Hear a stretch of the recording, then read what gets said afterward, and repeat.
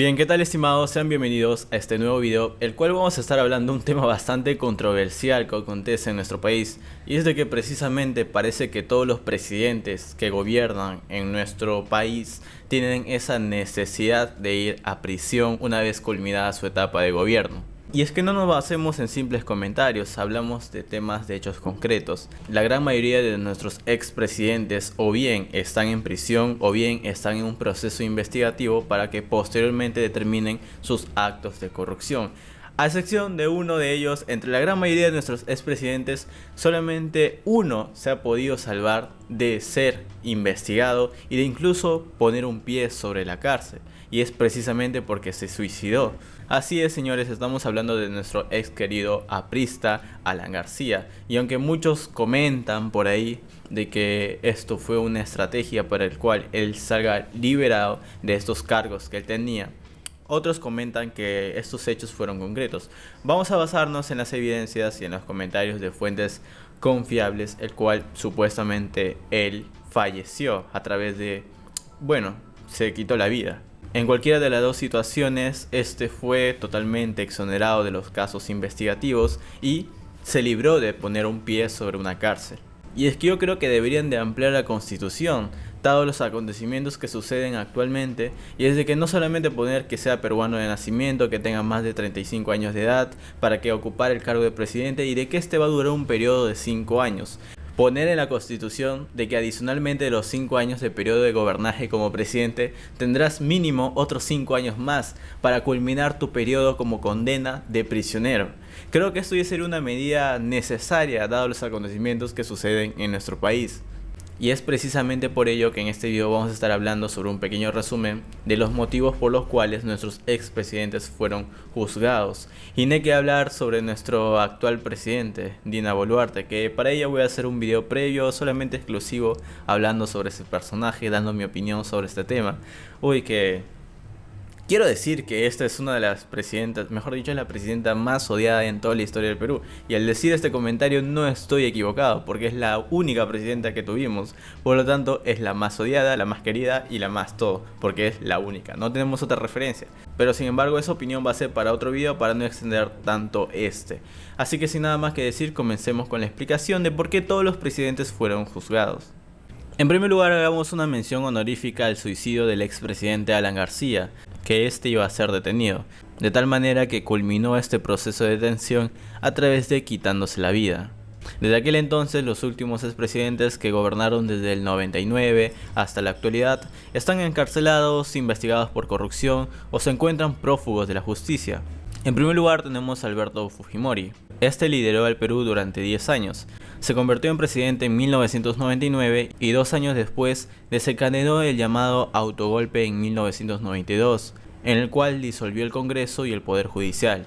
A finales del año 2000, rodeado por varios escándalos de corrupción y derechos humanos, viajó a Japón, país donde también tiene la nacionalidad. Recordemos que en el caso de Fujimori, este tiene doble nacionalidad, tanto peruana como japonesa, ya que sus padres son de origen japoneses, pero este prácticamente vivió gran parte de su vida en el país de Perú. Fujimori logró huir de la justicia hasta el año 2005, gracias a su autoexilio en Japón. Tras un viaje a Chile en el año 2005 fue detenido y pasó 6 meses en la cárcel y posteriormente fue extraditado en el Perú, donde estaba acusado de 12 cargos diferentes por corrupción y graves violaciones a los derechos humanos. La primera condena se produjo en el año 2007 por ordenar a un militar suplantar a un fiscal para allanar ilegalmente la casa de su esposa de su ex asesor. Por este delito fue condenado a 6 años de prisión. 2 años más tarde, Fujimori fue condenado a 25 años por su papel en la matanza de Barrios Altos en 1991, en la que 15 personas fueron asesinadas, y la Cantuta en el año 1992, en el que murieron 9 estudiantes y un profesor. También fue condenado por el secuestro a un periodista y empresario. Ese mismo año el presidente también reconoció haber malversado 15 millones de dólares. Luego tuvo otras 2 condenas en el año 2015, una de 6 años por comprar congresistas, pagar medios de comunicación y por espionaje telefónico, y otro 8 años por desviar fondos de las Fuerzas Armadas y el Servicio de Inteligencia para financiar a medios que apoyaron su segunda reelección. Además, Fujimori fue acusado por haber ordenado la esterilización forzosa de más de 300.000 mujeres indígenas. Cabe recalcar que Fujimori gozó de un pequeño periodo de libertad tras ser indultado en diciembre de 2007 por el aquel entonces presidente Pedro Pablo Kuczynski. Sin embargo, una vez que se cambiaron los funcionarios públicos de aquel entonces, se anuló esta libertad y se revocó el indulto en octubre de 2018. Luego tenemos a nuestro actual caso de Alejandro Toledo, que es uno de los personajes que actualmente está en boca de los medios de comunicación. Este gobernó el país entre el año 2001 y 2006. Estuvo prófugo en Estados Unidos desde el año 2017. Para el caso de Toledo, la fiscalía le acusó de haber recibido dinero de la empresa Odebrecht para posteriormente favorecerle en la licitación de obras públicas. Es decir, la empresa Odebrecht era una empresa constructora inmobiliaria que se dedicaba a realizar obras públicas y por lo tanto esta empresa, para los que desconocen, estoy haciendo un pequeño resumen, realizaba actos de corrupción, es decir, pagaba a los funcionarios públicos de diferentes países, no solamente de Perú, y para posteriormente ganara sus obras de licitaciones, de tal manera que la empresa era dueña de realizar esas obras y posteriormente con el tiempo incrementaba sus costos de producción, de tal manera que ese dinero incrementado se solventaba por los estados de turno y se pagaba con el impuesto de las personas, los impuestos de los pobladores. Según la orden de la detención emitida por la Fiscalía, Toledo le hizo prometer al expresidente de Odebrecht en su país el pago de $36 millones a cambio de una concesión de un proyecto. Su testaferro ha reconocido que recibió de la constructora más de $17 millones destinados al expresidente. Para el caso de Alan García, intentó realizar un suicidio para evitar su detención. Este expresidente, que gobernó entre el año 1985 a 1990 y posteriormente volvió a gobernar entre el 2006 y 2011, se suicidó disparándose en la cabeza poco tiempo después de que se hiciera oficial la orden de detención por el caso de corrupción de la misma empresa de Alejandro Toledo, Odebrecht. Y este acto de cobardía lo realizó justo cuando la policía se dirigía a su domicilio para poder detenerle. Hasta este punto del video quiero que hagan una pequeña pausa y me dijeran sus opiniones en los comentarios. ¿Qué harían en el caso de Alan García? Bueno, suponiendo que el suicidio fue real, supongamos que es real, ¿qué hubieran hecho en el caso de Alan García? ¿Entregarse a las autoridades? Tal vez por un problema de ego, simplemente no quería pisar una cárcel. No se imaginaba, no tenía esa perspectiva de él en cuatro paredes, en un centro penitenciario. Quizás por un tema de ego o tal vez simplemente fue una estrategia, pero evitemos ese supuesto, esa hipótesis de que todo fue armado, de que supuestamente salió. Evitemos ese caso en concreto. Me gustaría que me dejen su opinión en la caja de comentarios. ¿Se hubieran ido a la cárcel o quizás se hubieran optado por la misma alternativa que Alan García? Para el caso de Antomala, también fue investigado, incluso estuvo en prisión 300 días. También fue investigado junto a su esposa por el blanqueo de capitales y divulgación de la inmensa trama de corrupción de la misma empresa, Odebrecht. La fiscalía acusa al matrimonio de haber recibido $3 millones de la empresa Odebrecht en su campaña del 2011, que le hizo ganar las elecciones y hacerse con la presidencia. Humala y su esposa pasaron más de 300 días en prisión preventiva entre julio del 2017 y abril del 2018.